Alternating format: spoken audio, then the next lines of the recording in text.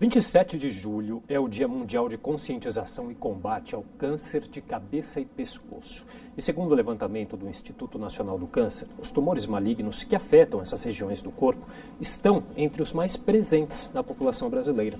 E para falar sobre esse assunto, eu recebo agora o Dr. José Vartanian, que é médico cirurgião e membro da Sociedade Brasileira de Cirurgia de Cabeça e Pescoço. Doutor, obrigado pela presença. Bom, para a gente entender melhor um pouquinho, então, quais são os cânceres mais comuns que afetam essa região de cabeça e pescoço? Bom, boa tarde a todos. Primeiro, eu gostaria de agradecer em nome da Sociedade Brasileira de Cirurgia de Cabeça e Pescoço a oportunidade de estar falando sobre esse assunto com você e com a sua audiência. Bom, o termo é um termo genérico, né, termo que literalmente sugeriria qualquer tumor maligno nessa região do corpo humano, mas na prática clínica esse termo é correntemente utilizado para definir os tumores que acometem a boca, a faringe e a laringe, que são os órgãos onde são mais frequentes esses tumores. Dentro da boca, o local mais comum, mais frequentemente acometido é a língua. Na faringe, que o termo mais leigo da população é a garganta, os locais mais frequentemente acometidos são as amígdalas e a região que a gente chama de base da língua, que é a região mais posterior da língua, que não é visível a olho nu.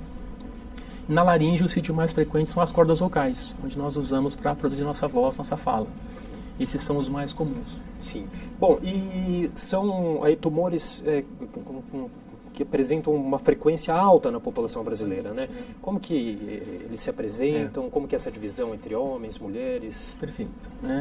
Nós temos os dados do INCA, Instituto Nacional do Câncer no Rio de Janeiro, onde nós temos uma previsão de cerca de 14 mil casos novos por ano de câncer de cabeça e pescoço, principalmente boca e laringe. Quando nós olhamos especificamente para a boca responde hoje ao 5º tipo de câncer mais comum nos homens, e de laringe, o 8º tipo de câncer mais comum nos homens. Mas quando nós juntamos os dois, o famoso termo genérico câncer de cabeça e pescoço, ele passa a ser o 2º mais frequente nos homens, só atrás dos cânceres de próstata, né? Historicamente, esses tumores sempre foram mais prevalentes na população masculina, que tinha uma relação direta com os fatores de riscos principais, que é o tabagismo e o etilismo. Como a população masculina tem um consumo muito maior de cigarro e álcool, sempre prevaleceu nessa população. Mas eu acredito que seja um fator até que tenha mudado um pouco com o passar do tempo, né? Perfeito. Nos últimos 20 tem aumentado anos, nas mulheres, né? Nos últimos 20 anos temos visto um aumento significativo nas mulheres também. 2 fatores principais. Elas têm aumentado o consumo de tabaco e álcool, né, se equiparando quase à população masculina, mas sem dúvida nenhuma um principal agente nessa população é a infecção pelo vírus HPV, que é um agente muito importante hoje em dia.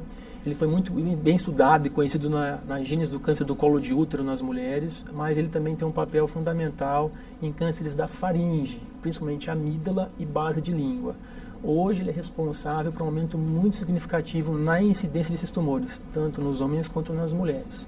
Então hoje é muito comum nós vemos tumores de boca, de faringe principalmente, numa população que não bebe bebidas alcoólicas, não fuma, e nessa população o HPV realmente tem sido o principal fator de risco.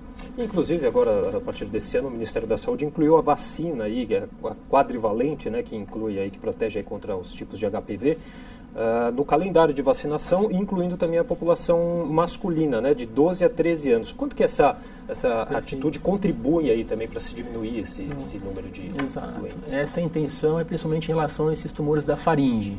A ideia é que você tenha uma redução de pelo menos 50% daqui a cerca de 30 a 40 anos, tentando vencer esse fator principal que é o HPV. Essa vacinação sempre foi indicada nas meninas para evitar o câncer de colo de útero, mas com esse aumento bastante significativo nos tumores da faringe, pelo HPV, isso foi ampliado para a população masculina também. Isso foi muito importante, é fundamental para diminuir essa incidência no longo prazo. Agora, são tumores agressivos, mais especificamente a gente está falando da laringe, aí, como que é o progresso dessa doença? Nós temos tumores de outras regiões do corpo humano que podem ser mais agressivos, tumores menos agressivos, podemos falar que é uma agressividade intermediária. Mas isso está diretamente relacionado à fase em que você diagnostica. Então, infelizmente, no nosso Brasil, né, no nosso país, as estatísticas apontam que mais de 2/3, cerca de 70% dos casos, o diagnóstico é feito em uma fase mais avançada, mais tardia. Nessa fase mais tardia, os tratamentos costumam ser mais agressivos, com alto custo e com maiores sequelas para os pacientes, com repercussões importantes nas funções vitais de comunicação, de alimentação, de aparência, né? Por isso que essa campanha do Julho Verde é importante, tentar chamar a atenção da população e dos profissionais de saúde para essa doença. Só conhecendo a doença que a gente vai saber pensar numa fase inicial e poder diagnosticar esses pacientes numa fase mais precoce, com menor consequências para a sociedade, para o paciente e para a família também desse paciente. Doutor, já que você falou sobre tratamentos, quais são os tratamentos utilizados hoje em dia para esse? Basicamente, quando o paciente tem o seu diagnóstico numa fase inicial, o tratamento costuma ser o que nós chamamos de unimodal. Ou você dá uma opção só de cirurgia ou só de radioterapia. Quando o paciente tem a doença numa fase mais avançada, você tem que combinar esses tratamentos. Geralmente uma associação de cirurgia com radioterapia, ou de radioterapia com quimioterapia, ou as 3 modalidades. Quanto mais avançado, geralmente mais complexo e mais multimodal esse tratamento. Quanto mais inicial, teoricamente um pouco mais simples, unimodal, com menos sequelas para os pacientes. E as chances de cura aumentam bastante? Consideravelmente. Diagnóstico precoce? Quando você faz diagnóstico numa fase mais precoce, você tem taxas de cura de acima de 80% a 90%, dependendo da localização. Em fases mais tardias, com doença já regional, em gânglios linfáticos do pescoço, já cai pela metade isso. E se o paciente tem doença já disseminada à distância, as famosas metástases para outros órgãos, a chance já é menor de 20%. Então seria fundamental o diagnóstico numa fase mais precoce. Esse tumor, né, da laringe apresenta sintomas, assim, é perceptível até para a pessoa poder fazer esse diagnóstico precoce, né? Exato. Ter oportunidade? Exato. Os tumores das cordas vocais são um dos poucos tumores que dão alertas na fase inicial. Qualquer alteração na nossa prega vocal, a famosa corda vocal, já causa uma rouquidão. E a rouquidão do câncer é uma rouquidão que ela é persistente e progressiva. Diferente de uma rouquidão por um abuso vocal no final de semana, que você tem essa alternância de rouquidão e normalidade. Quando você tem uma rouquidão persistente e progressiva, é o sinal de alerta. É aí que você pode fazer o diagnóstico dos cânceres da corda vocal numa fase mais precoce. Então a sugestão é que toda pessoa que tem uma rouquidão persistente e progressiva deve procurar um profissional médico, otorrinolaringologista, ou um cirurgião de cabeça e pescoço, ou um médico geral para poder triar esse paciente para uma análise mais detalhada. A gente teve até em 2013, se eu não me engano, o ex-presidente Lula, que teve, né, o câncer de laringe, até com essa questão da ronquidão, também que chamava atenção. As pessoas que estão em grandes centros urbanos, nas grandes cidades, até por conta de poluição, e também as pessoas que trabalham e usam a voz, têm mais riscos aí de desenvolver essas doenças? Sim. O abuso vocal, pessoas que falam mais, gritam mais, falam mais alto, profissionais da voz, por o abuso vocal não há nenhuma relação com câncer de laringe, não é um fator de risco. Mas poluição já foi muito investigado e temos alguns trabalhos que mostram uma incidência maior de tumores da laringe e da faringe em pacientes que moram em zonas metropolitanas, comparados com pacientes de zona rural ou cidades menores. Então, há um papel da poluição nesse contexto.